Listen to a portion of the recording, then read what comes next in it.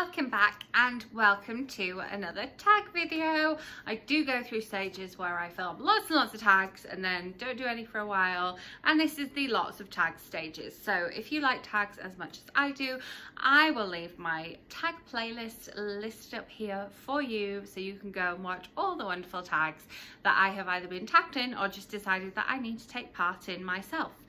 This is going to be the Disney song book tag. I am currently planning a trip to Disney, excited about a trip to Disney, and so I've been looking for different Disney related tags. I did already film one Disney tag video, so if you haven't seen that one, I will also leave that linked up here at some point. I was gutted that I'd done it, thinking about filming it again to include different books. So I found this tag. I will leave the original tag and the questions in the description box, and if you do this tag or have already done this tag, then leave me a comment and I will come and watch it, because Disney and books and book tags right up my street.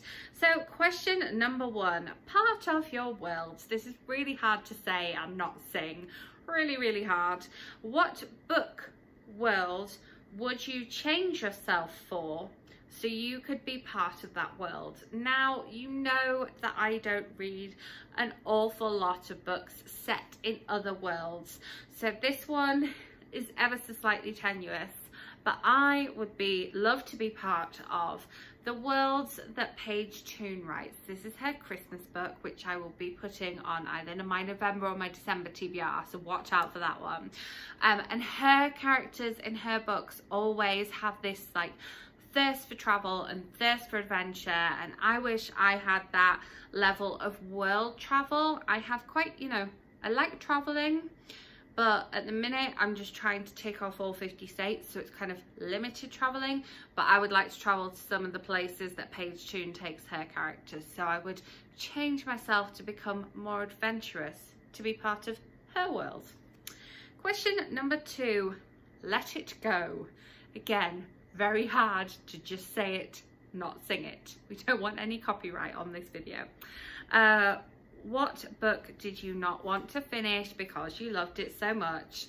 I didn't want this book to finish for two reasons. Firstly, I loved it so much and I was enjoying reading it so much, and secondly, it is the last book in a series, and so I didn't want it to finish because I didn't want the series to finish, and that is I Heart Hawaii by Lindsay Kelk.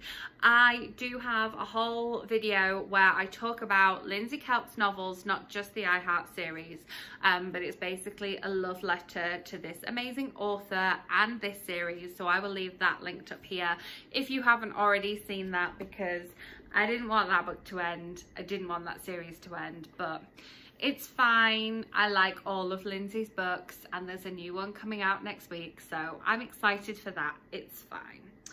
Beauty and the Beast. What book do you think is/will be timeless?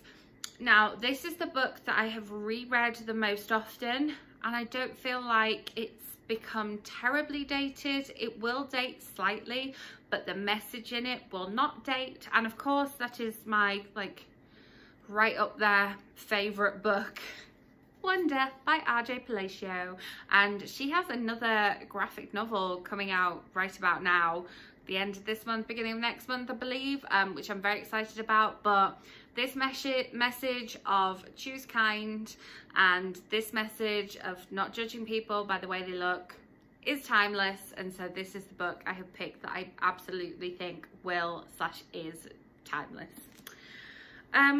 So this is love. Just saying it. What book were you hesitant to read at first but ended up loving? And this one is going to be what actually became the first thriller I ever read. I have always liked a rom-com, whether that's adult or young adult. I like a bit of non-fiction, but I hadn't ever read any thriller books at all. This one was sent to me for review. I picked it up and I couldn't put it down, and it started a love affair with this author and a love affair with domestic thrillers as well. And I'm so pleased because so many authors have gone in that direction now, and that is The Accident by C.L. Taylor. Literally picked this one up, could not put it down. Got to the stage, you've heard the story before if you've been following me for a while. It was my dad's birthday, we were due to go out for his birthday meal. I had like 15 pages or something like that left. I said, I'm sorry, I have to sit and finish these last 15 pages. I have to find out how this ends. We can't go out for your meal yet. I have to finish reading this book. So if you haven't read C.L. Taylor and her amazing collection of books, highly recommend these. Start with The Accident. It's still my favourite, although some of her other ones now are also amazing. Sleep is Lurking just here behind me there. Loved it. And I was really hesitant to pick it up because I was like, oh, I don't read thrillers. I don't read thrillers. And then it was sent to me and I read it and I loved it and I couldn't put it down. Friend Like Me. We said it without singing it. Which character would you like to be your best friend? I have reread this book recently and I'm like, I wish that person was my best friend. I love them so much. They're such an amazing character. And that is BB, or Big Bones, or Bluebell from, if you're in the US, My Ideal Boyfriend is a Croissant. If you're in the UK, Big Bones. Love this book, love it so much. I love the UK version, but I love the US version as well. Like, they're both so good. I should have showed you both in the one, but I've talked about this book in another video and I love it. And I love this book and I love BB because she's just so honest and just so body positive and food positive and doesn't really care what other people think. And I so enjoyed rereading this one and I just love her and I wish she was my best friend. And then finally, reflection. What book really made you think / change the way you view things? And we're going non-fiction for this one. I listened to this one on audio, but then had to get myself a actual hard copy of, and that is Everyday Sexism by Laura Bates. Laura Bates has subsequently written Misogynation, which kind of covers similar themes, and has also written a young adult novel that I still haven't read. I own it, but I still haven't read it and I must read it. But this just like really changed my view on things and opened me up to a whole load of other non-fiction books on feminism and just not being sexist and, you know, actually having a journey towards equality. And this really changed how I viewed the world. And that's a heavy way to end this video, but I don't care because this book's amazing. If you haven't read it, do it.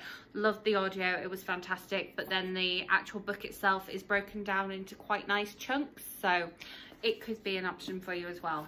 Can't recommend this one enough. Love Laura Bates and everything she's about.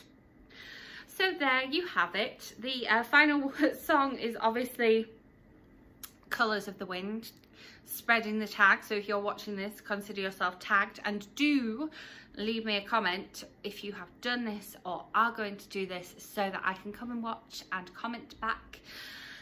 And yes, I hope you enjoyed. Make sure you are subscribed so that my next video lands in your subscription feed. Give this video a thumbs up if you enjoyed, and I will be back with another, possibly another tag video very soon. So I will see you then.